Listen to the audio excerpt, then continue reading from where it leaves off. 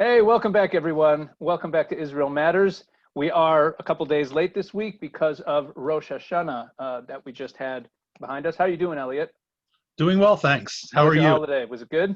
It was good. Yeah, it was a little strange being, doing it under isolation, but not Yeah, quarantine, but isolation.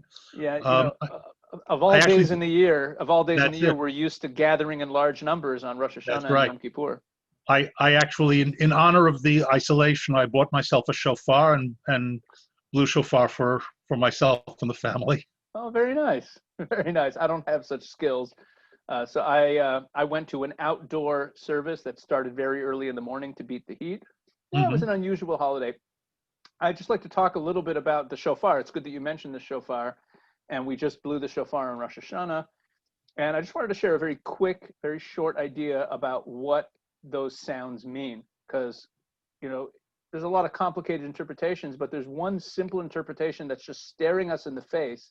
And everyone watching this has heard the sound of the shofar, and we always blow it the same way. We always first blow a long flat note, and then we blow the broken notes, and there's two different types of broken notes, toot, Hmm. toot, toot, and then the sort of rapid fire automatic weapon sounding one, which is really supposed to sound like some sort of crying or sobbing. Hmm. And then we have another long straight note. So it's always a solid note, broken notes, and then a solid note. And the very simple interpretation that I think everyone misses, but it's right there staring us in the face, is that it really is a metaphor for the creation and the history of the world from creation until the end of time, which is that God created a world of perfect potential. He created a perfect world. That's that first solid note. And then everything got broken. And there's a lot of pain, and there's a lot of crying, and there's a lot of brokenness that came into the world through human behavior. And our job is to fix it and get it back to that solid, straight note. Nice. That's really what it's all about. And in fact, the words tekiah, teruah, and then tekiah again. The word tekiah, the Hebrew root of it, which is for the straight note, is takua. It's fixed. It's solid. And Right. teruah, from the word ra and ra'uah, means something that is bad or broken or shaky. And that's really what the whole thing is about. Shaky. Hmm. That's really what it's about. And it's about reminding us the world was created perfect. It's currently got a lot of pain and brokenness in it, and our goal is to get it back to perfection. And that's what we're doing when we remind ourselves by the sound of the shofar on Rosh Hashanah of what our task is. And now we're in the days after Rosh Hashanah, leading up to Yom Kippur, the Day of Atonement, where we focus on repentance, which basically means that after hearing this message of the shofar, that we have to fix the broken things, we now look inward and look at ourselves and say, okay, what do I got to work on, and where can I improve, and where can I make my individual contribution to this great mission that we all have?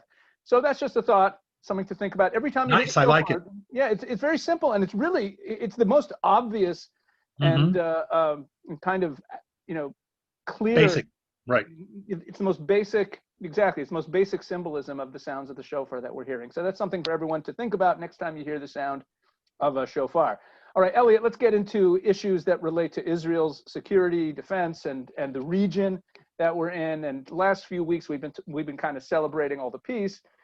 But something that's interesting, anytime there's a declaration or there's a change that is made by a government, besides what it actually is, we also think about the timing. Why is it happening then? And we just Right. had an announcement just yesterday that the United States, Mike Pompeo, the Secretary of State, announced that the Hmm. United States is snapping back unilaterally. They are snapping back the sanctions on Iran from before that had been in place before the arms deal, and there was a lot of specifics in there. Of The course, nuclear deal. I'm sorry, the nuclear deal, that they're snapping back the sanctions that were in place before the nuclear deal, and that they're doing this unilaterally. So my question is, what exactly does this mean? What are the implications? What are the details that the layman like myself doesn't necessarily understand? What do sanctions mean? And what are the real implications, both short-term and long-term? And also, what's with the timing? How does why does this timing make sense? What is the US doing here? Okay, well, the timing was kind of dictated, but to understand it, we need to go back to that joint agreement. By the way, there was never a nuclear deal. Nobody ever signed an agreement. What do you mean? Okay. In other words, there was this joint program to limit blah, blah, blah. The Iranians never signed anything. The Americans never signed anything. The Europeans never signed anything. There is no deal. The fact that it never went before the Senate is secondary at this point. There is no treaty. There is no agreement because nobody ever signed anything. What happened was that it was brought to the United Nations Security Council by the Europeans and the Americans. And the Security Council passed a resolution which basically embodied the JCPOA as a UN Security Council resolution. In other words, its existence is based on the Security Council. So it's just a UN Security Council resolution. Correct. Which from a international law standpoint doesn't really have that much teeth. Well, it does and it doesn't.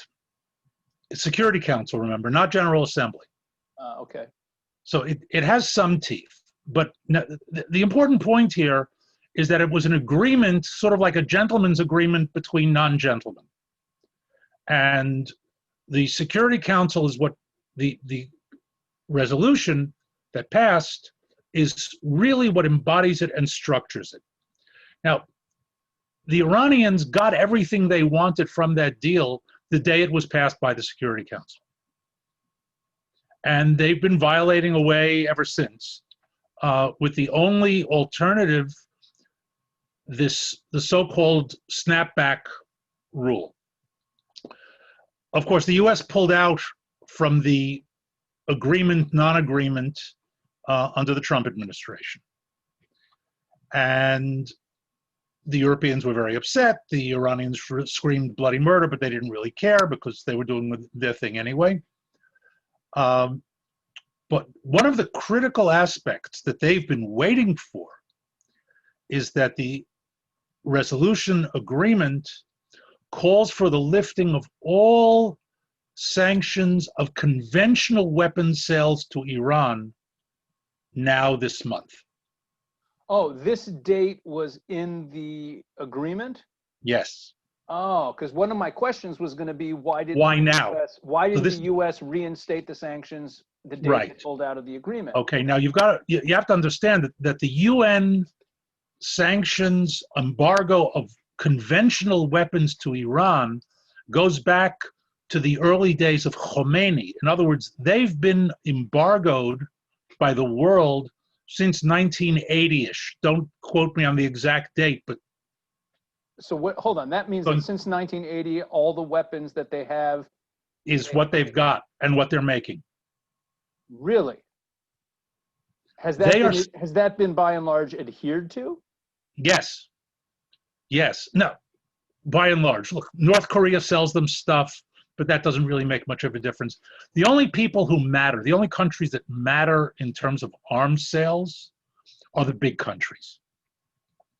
Okay, the Iranian Air Force is still flying the F-14s that America delivered to the Shah in the 1970s. Oh, wow. Okay.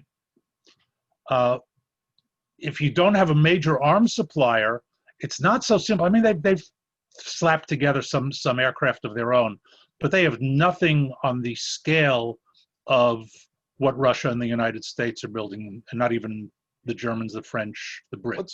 Hold on. So you're saying that their entire armored corps, all of their guns, they manufacture everything themselves or are using old equipment? Right. Now, small arms are a different issue. But you know what? To be honest, small arms don't matter that much. We're still using, basically the M16 platform, which is Vietnam. That's true. The 50 caliber machine gun that we mount on many of our vehicles and we use as a heavy infantry weapon came out in 1919. It's over 100 years old. So yes, there's new stuff, but it's not significantly better. Okay. Okay. Aircraft, on the other hand. Okay, so let's get back to what happened here. All right. So that embargo was lifted as part of the agreement. And it was lifted, in other words, there was a time lag, and it was to be lifted now. The United States tried to stop it in the Security Council and failed. Now, the Security Council has an interest in lifting the embargo because they want to sell weapons to the Iranians. The Europeans, the Russians, the Chinese. In other words, it wasn't a big deal to get it blocked by the Security Council, the U.S. effort. The U.S. then tried to implement the Snapback clause. The other members of the JCPOA, who also not coincidentally are also members of the Security Council, said that since America withdrew from the agreement, it cannot implement the Snapback. Okay. And the U.S. tried some parliamentary stuff in the Security Council, and the Chinese, the Russians, and the Europeans basically told America to take a long walk off a short pier. So America is now left standing on its own on this issue, and it imposed, this is the imposition of sanctions and the embargo that went into effect yesterday. But let's understand what all of this means. There is still an EU embargo of arms against Iran. Oh, really? Okay. Yes, that's in place until 2023. The US is now reimposing its own embargo, which it never lifted, and it's also sanctioning Iranian companies, the president of Venezuela, and a few other entities. And here the sanctions are more important in their implications than in their actual direct teeth. And that I think requires explanation. Sanctions in and of themselves, particularly if they're applied by one country, are virtually useless. Yeah, makes sense. Okay, because Just one country. all right. Go shopping somewhere Now, else. if that one country, right, if the one country is the United States and it imposes a secondary level to the sanctions, it all of a sudden has a whole different level of teeth. Because what America is saying is not only are we sanctioning these companies and these entities, but we will prosecute anyone who violates our sanction. Hmm. So now all of a sudden, a European bank that wants to do business in the United States has to make a choice. A European industry that wants to do business in the United States has to make a choice. Would I rather sell 100 tanks to Iran or have business with the United States of America? And that's really where the teeth of the sanctions come in. Got it. Now, having said all of that, sanctions in and of themselves usually don't work, even on the global level. They hurt, they bite, they do all those things. But the real purpose of the sanctions is to get the other side to change their mind. Right. You know, I always say that in international diplomacy follows the exact same 3 rules as raising children. Okay, go ahead. Set limits, be consistent, and never make a threat that you're not willing to carry out. Yeah. Okay. So and what does that do ultimately? It gets the subject to change their behavior, because the idea is not to constantly beat on them. The idea is to get them to realize that it's too costly to do what they're doing and get them on the track that you want them to be on. That's not going to work with a country like Iran. Iran is too deeply embedded in its own ideology, in its own imperialism. Threats are not going to do it. The possibility that it'll cause a collapse of the Iranian economy, I wouldn't say it's 0, but not very high, because totalitarian regimes can always lock down and manage somehow. What the sanctions have done is slow them down. by having to smuggle, by having to improvise, by having to do all of that, what they might have been able to accomplish 10 years ago, they have not yet accomplished. And that's sort of, I call it creative procrastination. And it is a strategy because, let's face it, nobody on our side wants to go to war. So anything you can do to push the decision down the road a little bit always leaves the possibility of regime change. I'm not betting on it, but I'm betting against. But there's a possibility. I won't tell you that it's impossible. Something happening there, Khamenei waking up in the morning and looking in the mirror and saying, wow, Western liberal democracy, how did I miss this? All right, don't put a lot of weight on that either. But, all those sorts of unknowns, I mean, who would have predicted Corona a year ago? So by pushing the war decision down the road, you're always leaving the possibility that something might happen to change the direction. From where we're sitting today, all we're doing is pushing it down the road. We will reach a point, in other words, the points are converging. Instead of converging this way, now they're converging this way. But somewhere further down, we're going to hit a collision point at which a decision will have to be made, whether it's by Israel alone or by Israel in conjunction with others, with or without the United States. And of course, that'll also depend on who's in office. Whether we reach the point, and basically, in the famous words of Don Vito Corleone, we say, but nobody can reason with these fellows, and have to do it physically. Right, or at that point, as I've heard you say, war is what happens when diplomacy fails, and that would mean that we all know that there is a point at which the diplomacy runs out.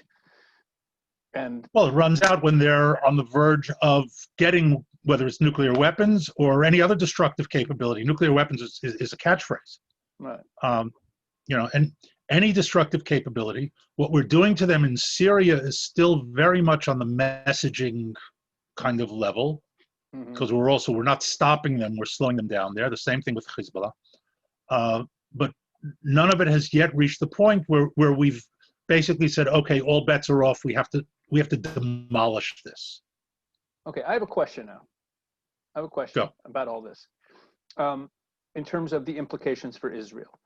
Yes. If Iran gets squeezed, and that's what sanctions do, they slow things down, they squeeze a little bit, they make it a little more difficult, there's a little less money and a little less freedom of movement for their agenda. So in any situation where that happens, you would imagine, like let's say you're running a company and you have a tough year, so you lay off some workers. There's a few initiatives that you might have undertook that you're not going to undertake because you don't have the cash flow and you don't have the flexibility.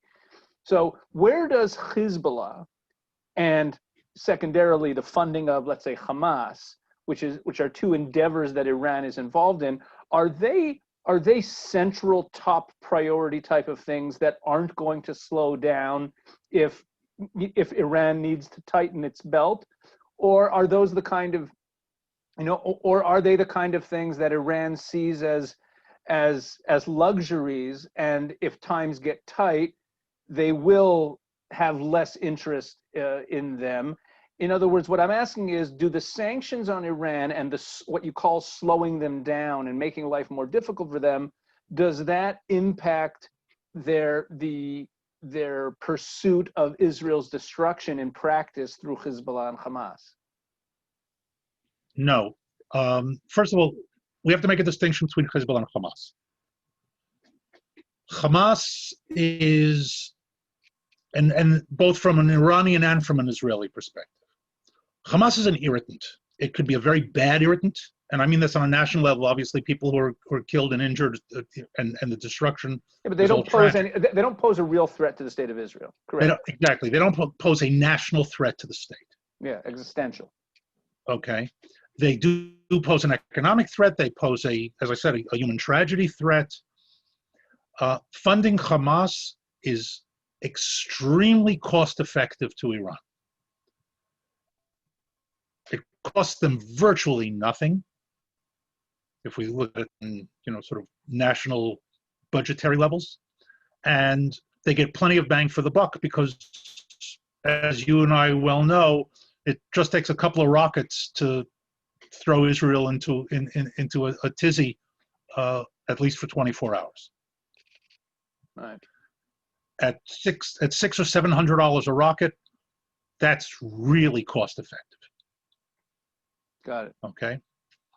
Having said that, Iran has no deep emotional ties to Hamas, meaning that they will happily fight to the last drop of Hamas blood, or Palestinian blood for that matter. Hezbollah, on the other hand, is a much larger operation. It costs them a lot more money. We're talking about hundreds of millions of dollars a year. They pay salaries, they do training, they send them equipment. But even there, between us, what's a couple of $100 million for a country? It's money, but it's not a huge amount of money. By the way, apparently Qatar is also giving a couple of $100 million a year, Hezbollah. Mm-hmm. But they're not going to waste Hezbollah, which is why our northern border, for the most part, is extremely quiet. It's why the article that I had published last week that I sent you about Hezbollah's deterrence dilemmas. What we'll do, Elliot? It's good that you mentioned that.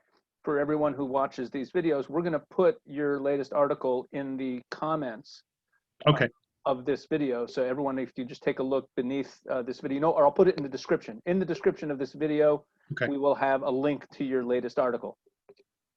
Okay, thank you. But in any event, they don't want to escalate because the Iranians don't want Hezbollah to get beaten up right now. Hezbollah is the weapon that they have in their back pocket. And it's there to be used, not wasted. And the used part is when the Iranians are ready, Hezbollah will add a very nice additional factor to an Iranian potential attack on Israel. So they're going to keep supplying both. They're getting two different things from the two of them. Look, they're also using Hezbollah in Syria, in Iraq, in Europe, as we saw just this week. The Bulgarian court sentenced two Hezbollah terrorists to life imprisonment for an attack there. Hezbollah is tied in with the new IRA in Northern Ireland, sending them weapons. So to say Hamas and Hezbollah in the same breath is apples and oranges. No, I was just asking the question, do these sanctions on Iran have any beneficial effect for Israel other than the bottom line is no. The bottom line is no. I mean, look,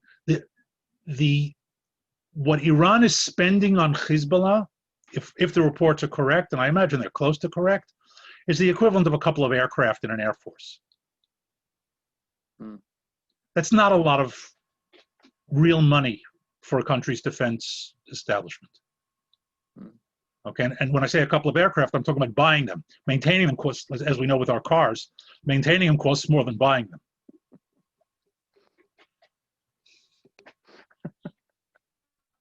Okay, so no, that's cheap money as far as that goes. Okay. No, the real threats, the real problem for them is that they now will have to smuggle, as they've been doing for decades. They'll have to smuggle stuff rather than buy it openly over the counter. That also makes it more expensive. It makes it interdictable. It makes it harder to find because companies don't want to get caught selling it. It gums up the works, basically. Okay, so now, I guess last angle on all this, what does the U.S. announcement put any pressure on other Western nations and other European nations to kind of choose sides? Are they going to go with the United States, or is it easy enough for them all to just ignore the United States? No, as I said before, the real teeth is the secondary level of them. In other words, it's not so much the countries will have to make decisions. Companies will. but the companies will. Now, the countries, if the countries really want to go head to head with America, they can try to protect their companies from American sanctions. They can give them guarantees. But then they're going to really have to go out of their way. The Europeans have done some of that, but it's not clear that they're going to want to go, all the way to the mat, basically, fighting America on this. Yeah, but someone like Putin might, because because the companies are so connected to his government anyway. Right. The question is whether he can get away with it, and really whether even those companies would prefer American and Putin as part of that would prefer the American market to the Iranian market. Got it. Okay. All right, we got some clarity here. Ellie, is anything else you want to add before we sign off? I mean, no, that pretty much covers it. But let me just reiterate: I don't think any of this is going to work on a permanent level. Got it. I think that's important for us to understand, because we may be having this conversation in 3, 6 months, 10 months, a year, and why did a strike occur? And the answer is because the sanctions ultimately will not work. Got it. Okay. All right, Elliot, as always, thank you for the clarity. And we will be back next week. Next Sunday is the day before Yom Kippur. Hopefully we can record that day as well. Yeah, we'll try to do it early. Yeah. We'll try to do it nice and early. So everyone have a meaningful week between Rosh Hashanah and Yom Kippur. Again, it's a time of introspection to look at all the broken things in the world and try to understand our role in fixing them. So let's all have a good week and keep praying for Israel. God bless.